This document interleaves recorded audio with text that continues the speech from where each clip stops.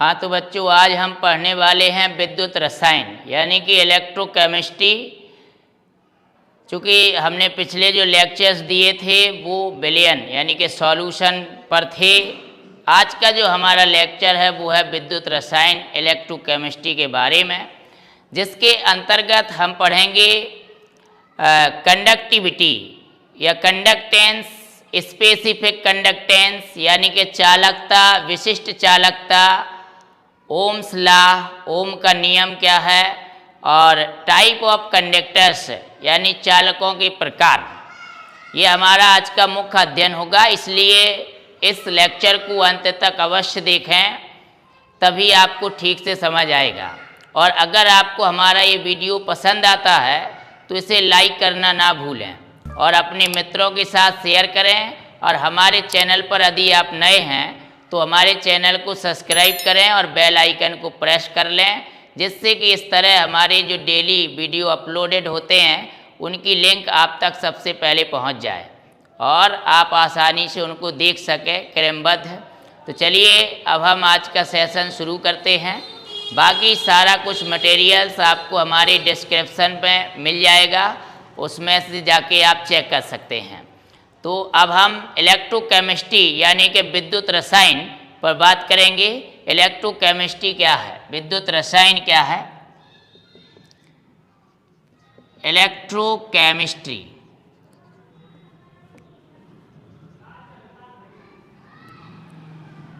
यानी कि विद्युत रसायन। देखो, इस चैप्टर के अंतर्गत हम इलेक्ट्रोड्स के बारे में, चालकताओं के बारे में और इसके अलावा सेलों के बारे में पढ़ते हैं। सेल जैसे कि विद्युत अपघटनी सेल हुआ, गैल्वेनी सेल हुआ, इनके बारे में हम अध्ययन करते हैं। तो सबसे पहले हम जान लेते हैं कंडक्टर्स यानी कि चालक क्या हैं। विद्युत चालक,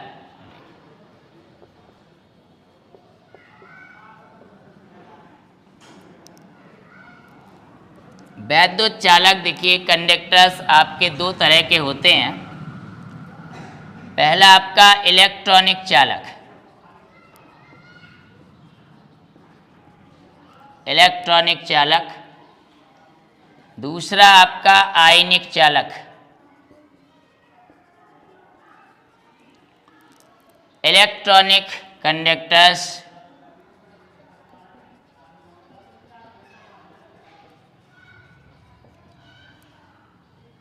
इलेक्ट्रॉनिक कंडक्टर्स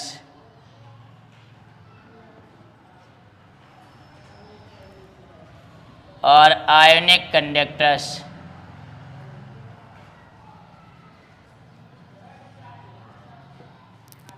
आप इलेक्ट्रॉनिक चालक को धात्विक चालक भी कहते हैं। मेटालिक कंडक्टर्स, धात्विक चालक।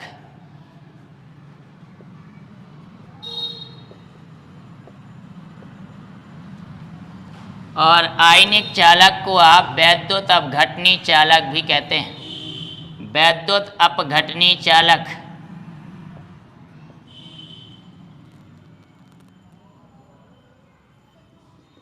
मतलब इलेक्ट्रोलिटिक कंडक्टर्स।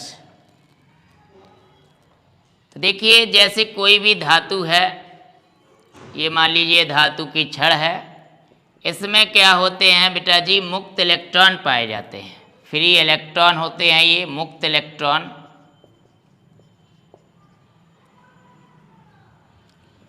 मुक्त इलेक्ट्रॉन यानी कि फ्री इलेक्ट्रॉन्स पाए जाते हैं,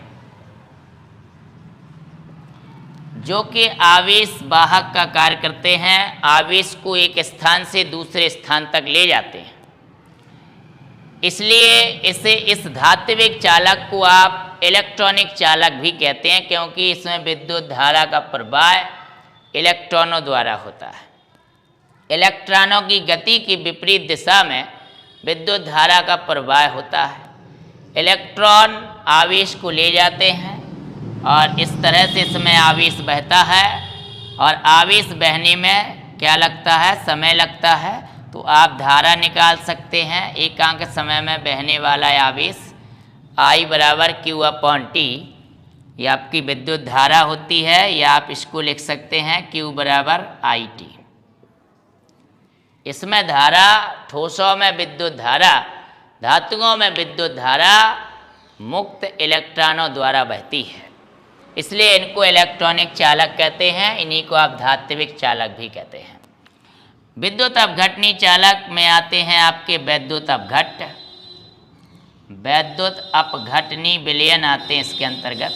वैद्युत अपघटनी विलयन मतलब इलेक्ट्रोलिटिक सॉल्यूशंस, इलेक्ट्रोलिटिक सॉल्यूशंस।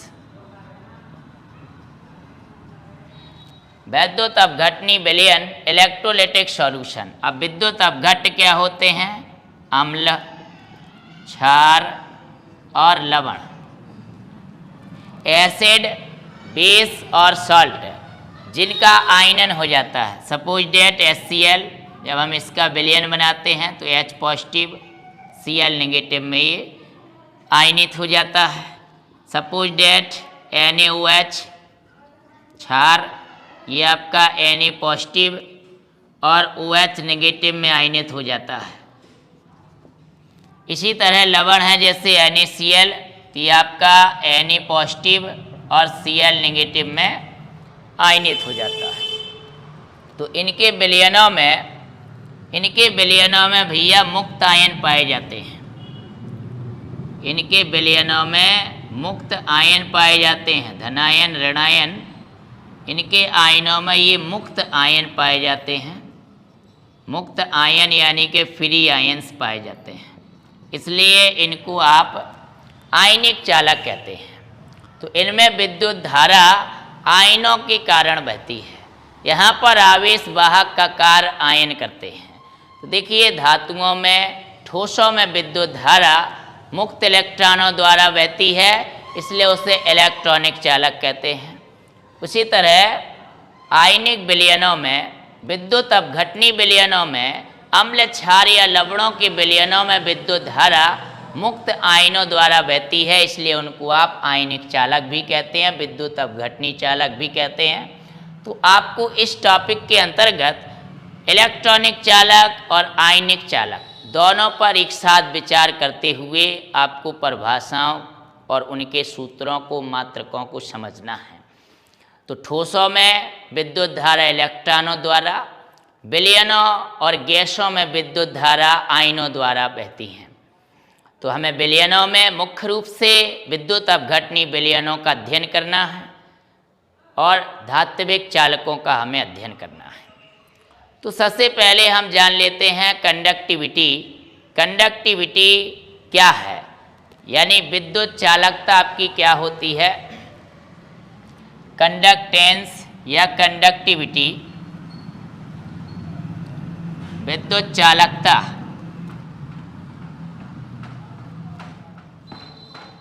विद्युत चालकता किसे कहते हैं, कंडक्टिविटी या कंडक्टेंस क्या है।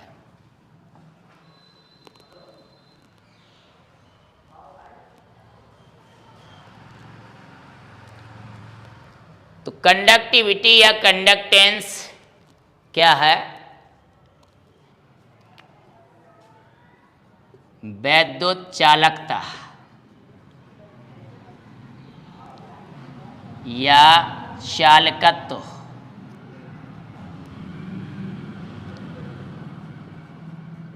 इलेक्ट्रिकल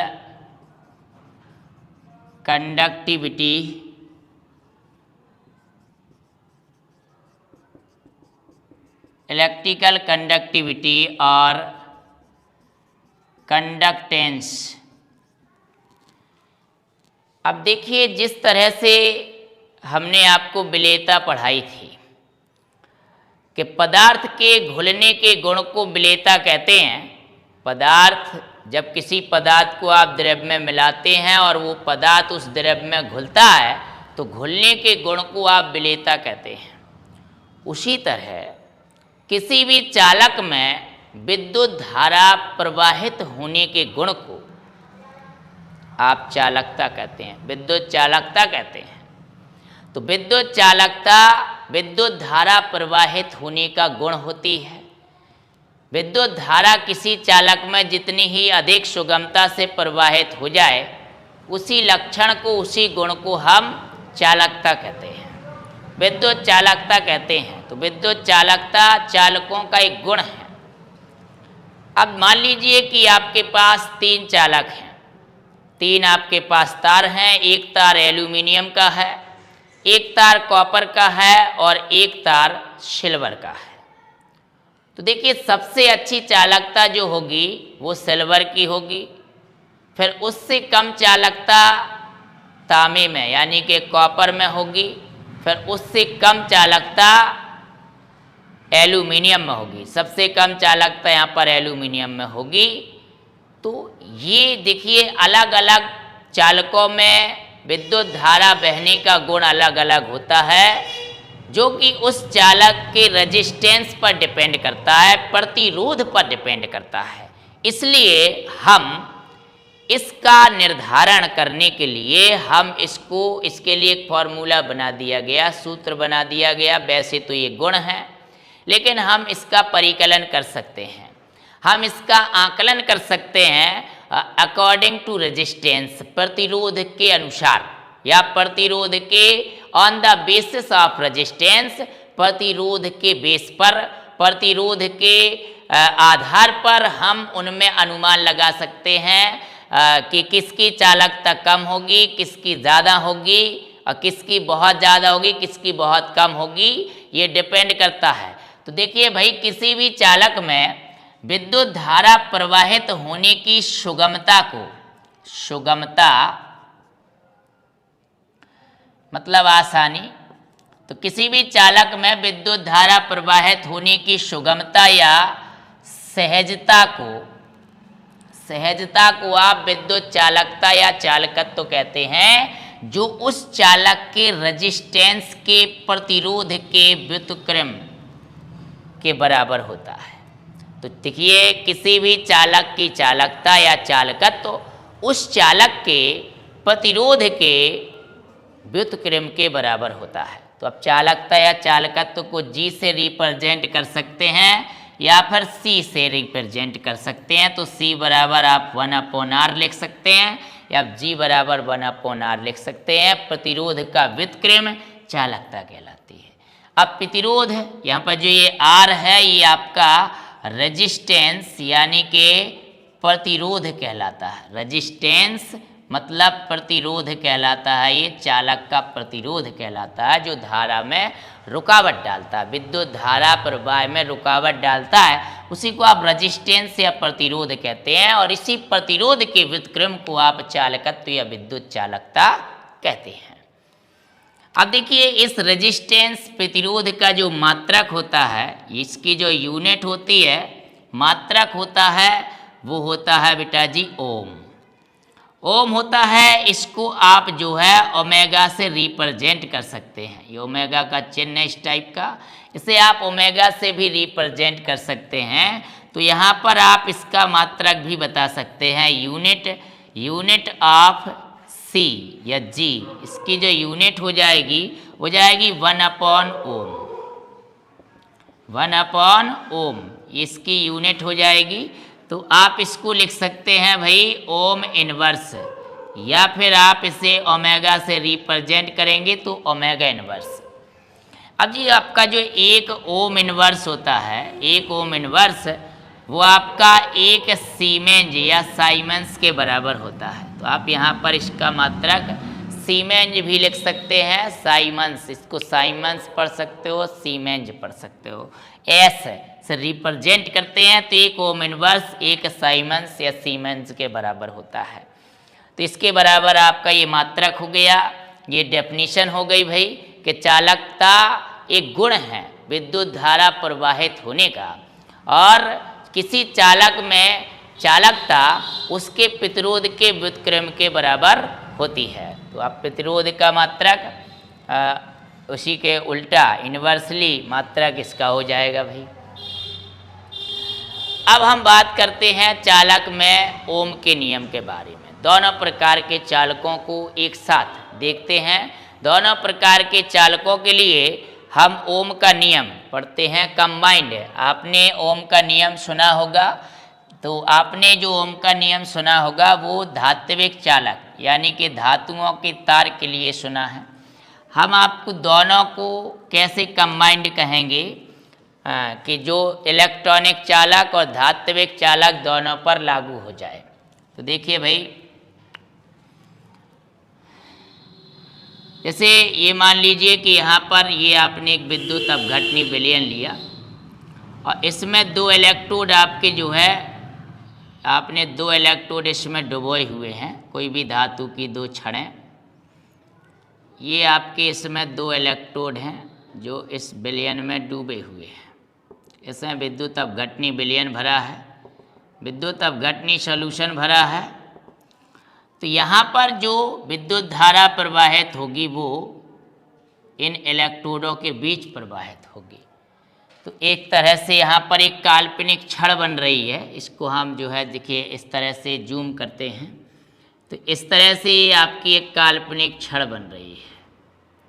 ये काल्पनिक छड़ बन रही है कि बीच की दूरी जो इस छड़ की काल्पनिक छड़ की लेंथ यानी लंबाई होगी, और ये जो इलेक्ट्रोड का अनुप्रस्थ काट का क्षेत्रफल है वही इस काल्पनिक छड़ के अनुप्रस्थ काट का क्षेत्रफल होगा, जिसे आप कहते हैं cross section area. Cross section area यानी अनुप्रस्थ काट क्षेत्रफल। क्या कहते हैं आप इसे? अनुप्रस्थ काट क्षेत्रफल कहते हैं। अनुप्रस्थ काट का क्षेत्रफल,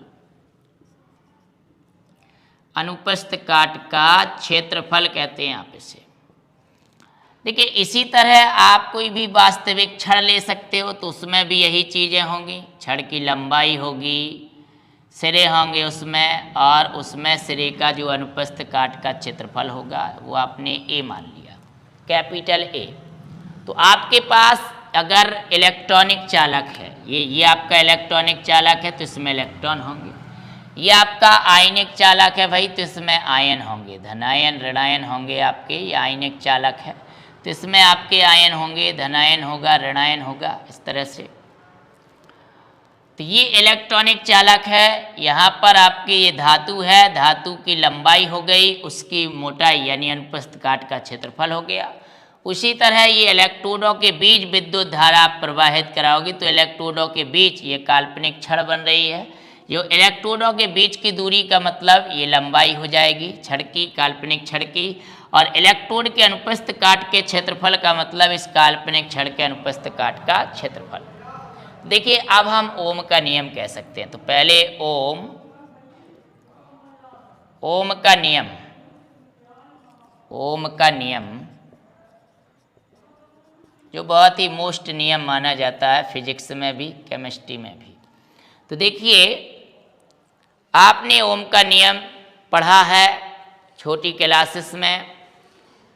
तो क्या पढ़ा था आपने कि यदि चालक की भौतिक अवस्थाएं स्थिर रखी जाएं तो चालक के सिरों के बीच लगाया गया विभवांतर उसमें बहने वाली विद्युत धारा के समानुपाती होता है।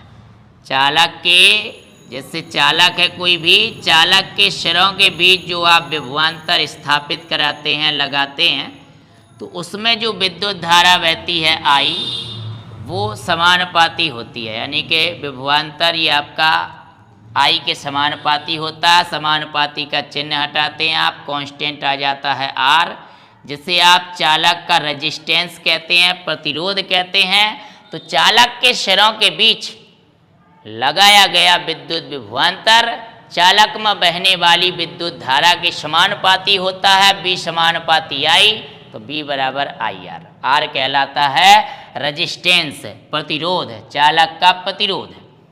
अब आप इस दोनों के लिए ओम का नियम कह सकते हैं कि चालक के सिरों के बीच लगाया गया विद्युत विभवांतर या विद्युत अपघटनी विलयन में इलेक्ट्रोडों के बीच लगाया गया विद्युत विभवांतर चालक में बहने वाली विद्युत धारा या विलयन में बहने वाली विद्युत धारा के समानुपाती होता है।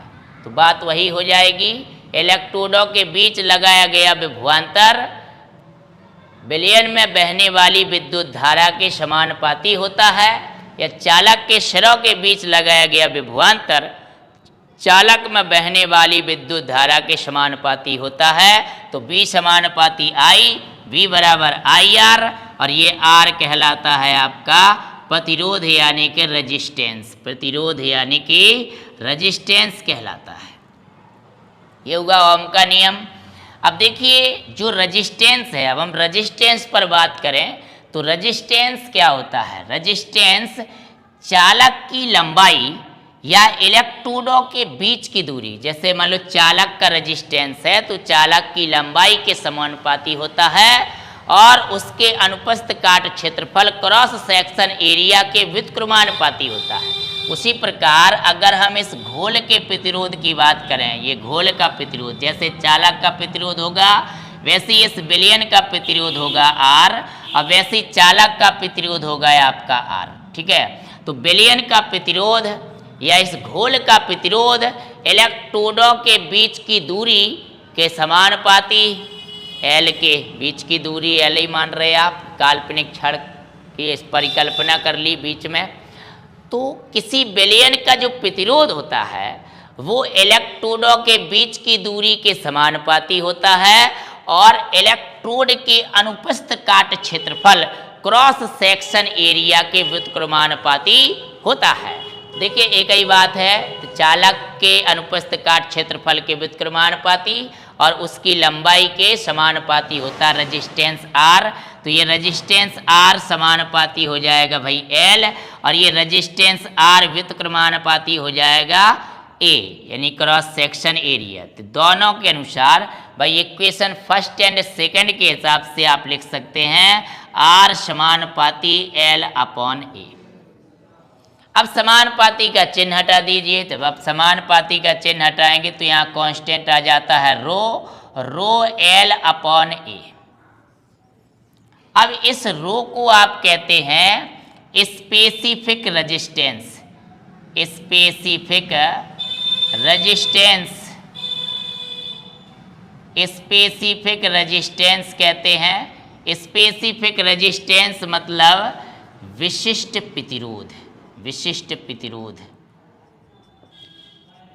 जो चालक के पदार्थ का होता है बेटा जी, चालक के पदार्थ का होता है, चालक के पदार्थ का होता है विशिष्ट प्रतिरोध। आप यहाँ रो इसको विशिष्ट प्रतिरोध कहते हैं जो चालक के पदार्थ का होता है, स्पेसिफिक रेजिस्टेंस। इसी को आप रजिस्टिविटी भी कहते हैं, रजिस्टिविटी, रजिस्टिविटी भी कहते हैं। रजिस्टिविटी मतलब प्रतिरोधकता, प्रतिरोधकता भी कहते हैं। देखिए एक एक बिल्कुल गौर से आपको वीडियो को अंत तक देखना है, आपको एक एक चीज़ क्लियरली समझ में आएगी। और अगर कोई चीज़ आपको समझ नहीं आती है तो आप कमेंट लिखकर हमें भेज सकते हैं, हम उसका सॉल्यूशन अवश्य देंगे आपको। ठीक है, बाकी शानदार समझ में आ जाएगा।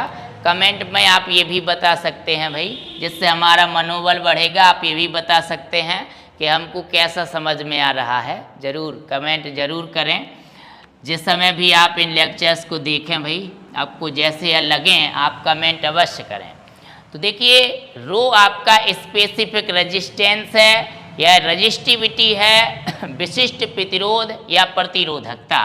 तो अब आप यहाँ से रो का सूत्र निकाल सकते हैं भाई। रो बराबर आप लिख सकते हो RA अपॉन L, लिख सकते हैं ना, पक्षांतर कर देंगे तो रो बराबर आ जाएगा RA अपॉन L, या R बराबर rho into L upon A। तो यहाँ पर रो है रेजिस्टिविटी और स्पेसिफिक रेजिस्टेंस, R है रेजिस्टेंस, A है द क्रॉस सेक्शन एरिया और L है लेंथ, है लेंथ इसकी चालक की या फिर डिस्टेंस बिटवीन इलेक्ट्रोड्स, इलेक्ट्रोडों के बीच की दूरी। अब आप यहाँ से रो का मात्रक निकाल सकते हैं, यूनिट निकाल सकते हैं, यूनिट ऑफ रो की मात्रक या इकाई निकाल सकते हो। तो भाई R का मात्रक रख देंगे ओम, और ए का मात्रक रख दीजिए सेंटीमीटर स्क्वायर क्षेत्रफल का मात्रक, और लेंथ का मात्रक रख दीजिए सेंटीमीटर। तो 1 सेंटीमीटर कैंसिल हो जाएगा, तो रो का जो यूनिट आ गया वो आपका आ जाएगा ओम, ओम सेंटीमीटर, या आप ओम मीटर लिख सकते हैं, ओम सेंटीमीटर लिख सकते हैं, ओमेगा सेंटीमीटर लिख सकते हैं। तो ये आपके विशिष्ट प्रतिरोध रो का मात्रक हो जाएगा। यहाँ तक बात समझ में आ गई। तो अब आपने जाना भाई ओम का नियम, चालकता, और आपने प्रतिरोध को भी जान लिया। अब आप विशिष्ट प्रतिरोध को यहीं से एक्सप्लेन कर सकते हैं, परिभाषित कर सकते हैं। कैसे? यदि आप L बराबर 1 सेंटीमीटर मान लें और क्रॉस सेक्शन एरिया A बराबर 1 सेंटीमीटर स्क्वायर मान लें, तो भैया जब इसका मान 1 रख देंगे, इसका मान 1 रख देंगे, तो क्या हो जाएगा? तो रो बराबर R आ जाएगा। मतलब कि जो आपका विशिष्ट प्रतिरोध है वो प्रतिरोध के बराबर हो जाएगा। इसका मतलब एक विशेष कंडीशन लगाने पर प्रतिरोध ही विशिष्ट प्रतिरोध हो जाता है। तो विशेष कंडीशन लगाई है, इसलिए इसका नाम पड़ा विशिष्ट प्रतिरोध, यानी स्पेसिफिक रेजिस्टेंस। इसलिए नाम पड़ा है क्योंकि आप एक विशेष कंडीशन लगा रहे हो, और वो कंडीशन क्या लगा रहे हो कि जो चालक की लंबाई है या जो इलेक्ट्रोडों के बीच की दूरी है वो 1 सेंटीमीटर हो, एकांक हो, और जो अनुप्रस्थ काट का क्षेत्रफल है वो 1 सेंटीमीटर स्क्वायर हो, 1 सेंटीमीटर स्क्वायर हो, मतलब एकांक हो। तो एकांक लंबाई और एकांक अनुप्रस्थ काट क्षेत्रफल वाले चालक का प्रतिरोध है, उसका विशिष्ट प्रतिरोध कहलाता है। या कह सकते हैं 1 सेंटीमीटर लंबे और 1 सेंटीमीटर स्क्वायर अनुप्रस्थ काट क्षेत्रफल वाले चालक के प्रतिरोध को हम उसका विशिष्ट प्रतिरोध कहते हैं। तो आप यहाँ पर एक विशेष कंडीशन अप्लाई कर रहे हो, इसलिए इसको आपने विशिष्ट प्रतिरोध कहा, स्पेसिफिक रेजिस्टेंस कहा। तो अब हम जान लेते हैं स्पेसिफिक कंडक्टेंस या कंडक्टिविटी, विशिष्ट चालकता या विशिष्ट चालकत्व तो जान लेते हैं भाई। स्पेसिफिक रेजिस्टेंस आपने जाना, रेजिस्टेंस को जाना, स्पेसिफिक रेजिस्टेंस को जाना, कंडक्टिविटी या कंडक्टेंस को जाना। अब हम जानते हैं स्पेसिफिक कंडक्टिविटी या कंडक्टेंस। स्पेसिफिक मतलब विशिष्ट चालकता, विशिष्ट चालकता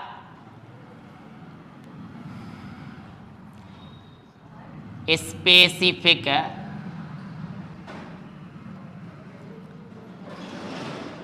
कंडक्टिविटी, स्पेसिफिक कंडक्टिविटी या उसी को आप कंडक्टेंस कहते हैं, स्पेसिफिक कंडक्टिविटी। तो देखिए जिस प्रकार से चालक के प्रतिरोध के व्युत्क्रम को हमने चालकता कहा, उसी प्रकार से चालक के विशिष्ट प्रतिरोध के व्युत्क्रम को हम विशिष्ट चालकता कहेंगे। स्पेसिफिक रेजिस्टेंस के व्युत्क्रम को हम स्पेसिफिक रेजिस्टिविटी कहेंगे, स्पेसिफिक कंडक्टिविटी कहेंगे, स्पेसिफिक कंडक्टिविटी। तो देखिए भाई विशिष्ट चालकता को आप कापा से प्रदर्शित करते हैं, कापा से, जो कि ग्रीक चिन्ह है। तो ये कापा बराबर होता है 1/ρ, मतलब चालक के विशिष्ट प्रतिरोध यानी स्पेसिफिक रेजिस्टेंस के व्युत्क्रम को विशिष्ट चालकता या स्पेसिफिक कंडक्टिविटी कहते हैं। तो जो विशिष्ट चालकता होती है वो विशिष्ट प्रतिरोध के व्युत्क्रम के बराबर होती है। अब आप जानते हैं, आप विशिष्ट प्रतिरोध को जानते हैं भाई, रो बराबर अभी पढ़ा था RA/L।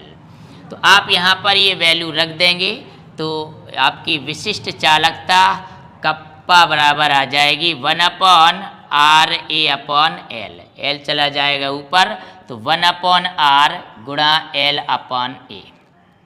देखिए आपने पढ़ा विशिष्ट चालकता विशिष्ट चालकता, चालक के विशिष्ट प्रतिरोध के व्युत्क्रम को विशिष्ट चालकता कहते हैं। विशिष्ट प्रतिरोध का सूत्र रख दिया तो भाई विशिष्ट चालकता का जो सूत्र बन गया वो बन गया 1/r इंटू L/A, तब बन गया। अब अभी आपने पढ़ा था कि प्रतिरोध के व्युत्क्रम को आप चालकता कहते हैं, G या C। तो आपने G या C बराबर पढ़ा था 1/r, G या C बराबर क्या पढ़ा था, 1/r पढ़ा था। तो भैया कप्पा बराबर आप लिख सकते हैं, कप्पा बराबर लिख सकते हैं G गुणा L/A। तो विशिष्ट चालकता बराबर चालकता, विद्युत चालकता गुणा L/A। तो ये सूत्र बन गए आपके विशिष्ट चालकता की डेफिनेशन हो गई। अब आप इसकी यूनिट निकाल सकते हैं, यूनिट ऑफ कापा यानी कि विशिष्ट चालकता, स्पेसिफिक कंडक्टिविटी। तो इसकी आप यूनिट निकालिए। तो यूनिट कैसे आएगी, 1/ρ, रो का यूनिट रख दीजिए। तो रो का यूनिट हमने आपको बताया था अभी ओम सेंटीमीटर या फिर ओम मीटर। अब इसको आप ऊपर भेज देंगे भाई तो ओम इनवर्स हो जाएगा, ओम इनवर्स और सेंटीमीटर इनवर्स। देखिए ओम इनवर्स को आप सीमेंज भी कहते हैं, ओम इनवर्स को आप मो भी कहते हैं। अभी हमने आपको बताया था कि एक ओम इनवर्स